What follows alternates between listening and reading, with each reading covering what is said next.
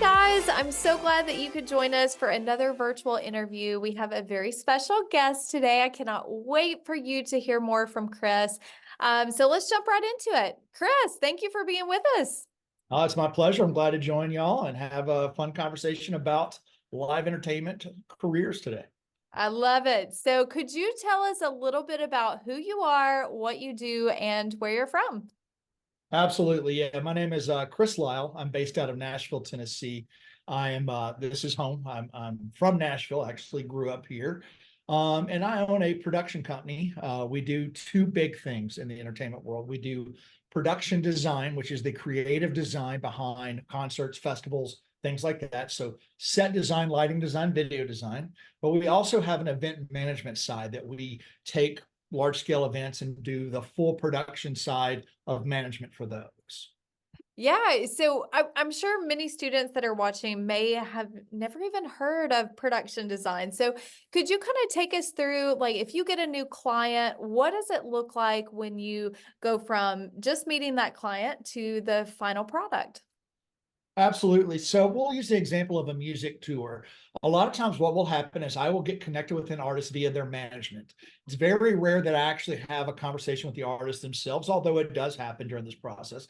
A lot of times I'm going to be working with their management team, which is a manager, a business manager, a tour manager, a production manager, or a combination of those people. And usually for a large tour, we're working 6 months to maybe 9 months or a year out. And really at first we're sitting down and we're talking about several key things. We're talking about budgets, how much they want to spend on different parts of the production. We're talking about what size venues we're going to be playing. We're going to talk about trucking, but we're also going to talk about the creative side of the show, what they want it to feel like creatively from a look standpoint. From that point, basically, I take my notes and my data that I get from that meeting, and I start laying out the creative side. I start placing video walls and LED walls and lighting instruments and lighting trusses that hold the fixtures. I place risers and set pieces. I may design a backdrop or a cool piece of staging that, goes into the audience, or a cool lift that the artist rides up and down on. It just varies by the tour, but we start designing this all on paper, and we do it in a computer program that can put out what we call renderings or realistic images of what that design is. From there, I then present that to, again, the management team or the artist if they're involved. There's usually some notes and some changes or tweaks, and we go through that process until we dial in on a product that they like. And once we have that product that they like, we then kind of go through the process of getting it all priced out, going to the different companies that provide these different scopes of production, getting costs for the lighting system, the video system, the staging, etc., putting together a budget. And then from there, once we have all the companies locked in and contracted, they're going to do this tour with us, we then go into kind of the rehearsals or pre-programming period of getting a tour on the road, getting it all physically assembled, programming the lighting console, making sure it looks good, making sure the video walls have great video content. Then inevitably we rehearse this with the artist. It can be days or it could be weeks, depending on kind of the schedule and what the artist allots there. And then inevitably we launch for the first night of the tour. So it's quite the process and can, again, vary from 3 months up to a year, depending on the size of the tour. It sounds a very creative career. I can't imagine what that would be like to work on something for so long and have so much creativity, and then to see it in person. That sounds amazing. Yeah, it's a lot of fun, and honestly, it's a very rewarding thing when you take your creative vision, because it is an art form. It is a you're using art to create visuals that go along with music. So you're creating a performance environment for a great song. And it's a very cool thing to do this all on paper, see it all virtually and on paper, and then go to that opening night of the concert when you finally get to reveal it to the world and to this audience. It's a pretty cool feeling. It sounds awesome. So I know you you have this company, but I know not everybody starts out at the top, right? So I would love to hear your journey from high school to where you are today. Kind of take us through what that looks like. Yeah, absolutely. And I will tell you, my journey is typical for some people in my industry, but it's also not typical to other people you'll talk to in the world. But my journey started just after high school, actually. So in high school, I wasn't in the band, I wasn't in the theater program. I had been to concerts, I enjoyed them, but it wasn't on my radar. I always loved music. I always loved travel, and I always loved creative arts. I always loved drawing and sketching and art. Those are things I love. Well, inevitably after high school, I tried college. I was going to try some advertising direction in my life, and it just didn't work out. So basically, I ended up meeting some friends. We worked at the same restaurant together, and they had a band, and they invited me to start hanging out and running the lights for them as they played these venues around Nashville. And that's what I did. And this would have been 1991, so it was 33 years ago. And I just started hanging out, playing with these very small, old compared to today's standards, lighting systems. And inevitably, one of those musicians went on the road, and I ended up going with them. They took me on the road to go do these shows out on the West Coast in Oregon and Washington State.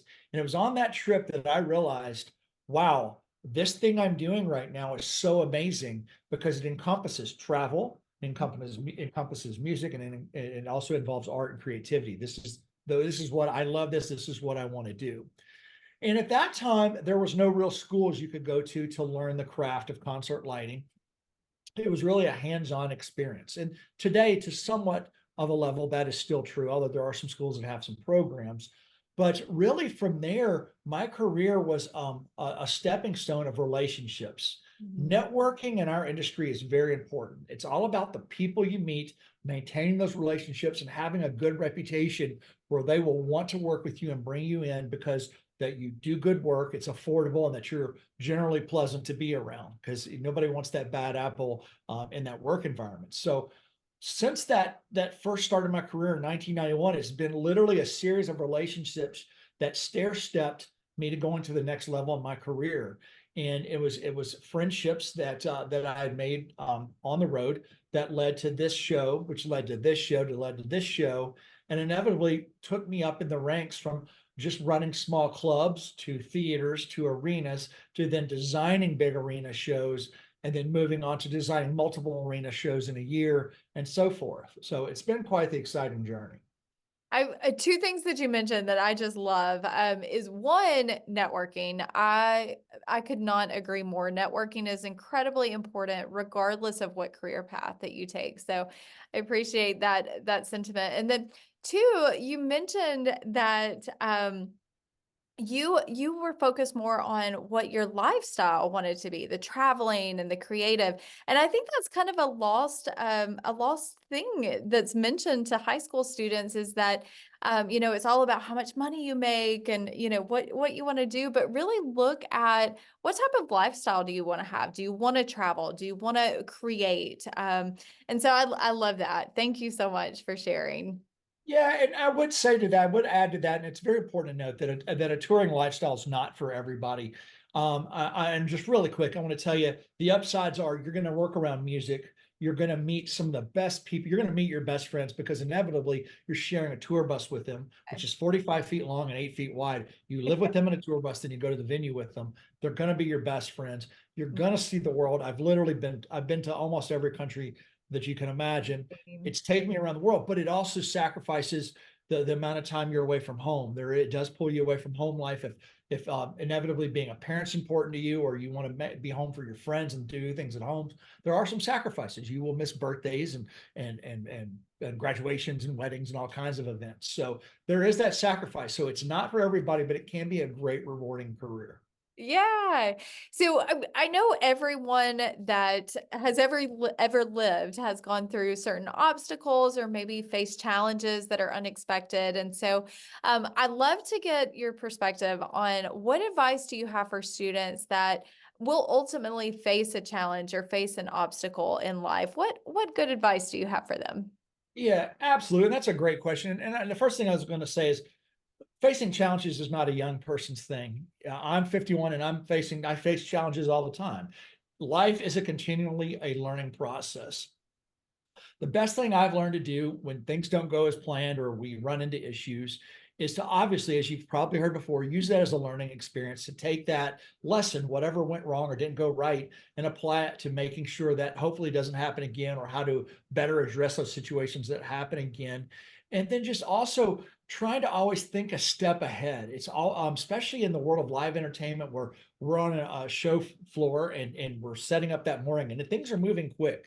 People Mhm. can get hurt. There's a lot happening at once. It's a lot of hustle bustle. So thinking a step ahead, thinking carefully, thinking about the next step, thinking about the load out that night, and any problems you might run into, and getting ahead of those. But again, just going back to always using problem solving as a learning lessons, and also keeping your head cool. It's easy when things don't go right for us to lose our temper, to say something to someone we might not should have. And again, because our industry is such a networking based industry where relationships matter, you don't want to be known as a hothead where you're always losing your temper. You want to be known as somebody that's good to work with, that's fun to be around, and that that will lead to gigs keeping coming your way. Yeah, you mentioned something earlier and said, this wasn't even on your radar when you were in high school. And so I'm sure as you've worked in the industry for so long, you've come across many different career paths that you probably didn't even know existed when you were in high school. Would you mind sharing some of those career paths that maybe students have never heard of before? Yeah, absolutely. Specifically looking at the concert touring model, and we can take live events and break these into several models.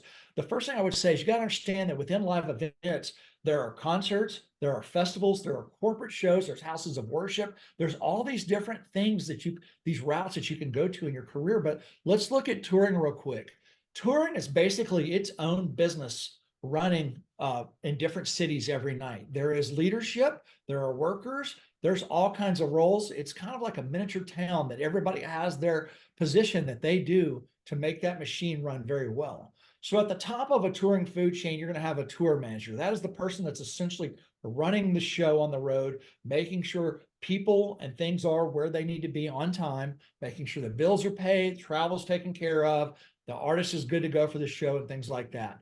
But then right under them, you have the production manager who specifically is looking after the technical elements of that concert: stages, sound, lights, video, band gear, anything needed technically to make that show happen.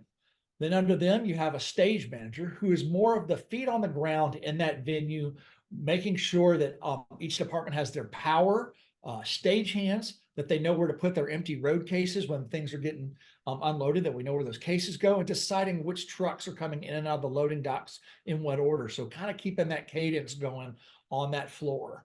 And then we have several different departments from there. You have a lighting department, you have a video department, you have an audio department, you have a staging department that's building the risers. We call them set carpenters sometimes. You have a rigging department that is hanging all the things that we attach to the venue steel beams. That's the rigging department. They're in there. You have your backline department that takes care of band gear. Then you might have pyrotechnics. Then, of course, we can't forget our bus and truck drivers that get the people and the gear safely down the road. And of course, you have assistants, production assistants, and all kinds of technicians within these departments to make the machine roll. So on a small level tour where you're playing nightclubs, the amount of people on the road may be 6 to a dozen. But as you get to a Taylor Swift level tour, you're at 200 plus people that travel with this show from town to town. So it does vary with the size of the tour in terms of how many people you're going to see out there on the road. That sounds incredible. And a lot of times when we attend a concert, we really don't think about all the behind the scenes that goes into it. So I appreciate you breaking that down and really discussing each role that it takes to put on an event. Absolutely. So one of my favorite questions to ask is, a lot of times young people just don't know where to start, right? So Sure. there may be students that are listening that are interested in working in live events or in production design. And so what actionable advice do you have for these students, that something that they could, go home and do today or this week to really get them started on this career path? Yeah, absolutely. And that's a great question. And the first thing I will tell you is if your school hasn't, and I hope they do, is if you think you're interested in the technical side or the logistics side of live events, go to your theater program and start working within that program to see what you like. Some people find that they have that ear for audio, that they can really call out frequencies and know how to balance a mix so that everything sounds nice and harmonious with levels of different instruments. Or you may find that lighting and the use of light and creating shadows and colors and depth on a stage is fun. Or maybe projection and video work or camera work is a way to look at, or props and scenic pieces. But start getting involved in your local high school and just play around in each department and see if something really sticks with you. Or if you're not really technically minded, I would say if your school offers any maybe entrepreneurship or business classes, a lot of the core values and traits that a tour production manager may have come from a business side of things. The organizational skills, the being able to track expenses and spreadsheets, the general use of scheduling tools, and just staying organized. Business tools that are used in a lot of different businesses are taught in those classes. But there are other things in your community. You might be involved in your church or your house of worship that has the opportunity to volunteer and run lights or run sound or run camera, and just find out what you like. And then the last thing I would think is go and visit some of the local production companies that might be in your area. Hopefully you live in a town that might have a sound or lighting company, and just go in and say hi and see if there's an opportunity for internships during the summer, perhaps, to go in there, and know that you may start off on the bottom and you may sweep floors in the warehouse, but you may also get your chance to put your hands on some audio systems or some lighting equipment to really see the ins and outs of how that works. That is such good advice. And, sometimes all it takes is just finding somewhere to plug in and get involved and just exactly like you said, discover what you like. And you don't know if you Absolutely. like it until you try it out. Absolutely. Yeah. Well, Chris, I have so much enjoyed chatting with you today. I think Absolutely. you have really shared some great knowledge and advice for students. Is there any last words of wisdom you'd like to impart on these young people? No, I'll end with this. This is a lesson I taught when I taught at a university here in Nashville. I taught a class on touring, and I always taught them the ACED acronym. These are the 4 tips for success to a career in live entertainment. A is for attitude. Always make sure you have a great attitude on the road. Be somebody enjoyable to be around. C, communication. Be a great communicator, not only in relaying information, but also accepting it and acknowledging that you've heard that information. E is experience. Never stop gaining experience. Something I have to remind myself even as I get older. Keep learning. Learn the latest, greatest tech that comes out within your industry. And D is be diligent. Finish a project, finish it with diligence, finish it with pride. And those things will make you a well-rounded person in this industry and get you very far. Oh, that's so good. And honestly, that is so good for any industry that's out there. So I hope you guys are taking notes. This is fabulous. So, Chris, thank you for your time. For everyone Very out welcome. there listening, be sure and check out our full library of interviews with industry professionals, just like Chris. You might discover a new career path you didn't even know existed.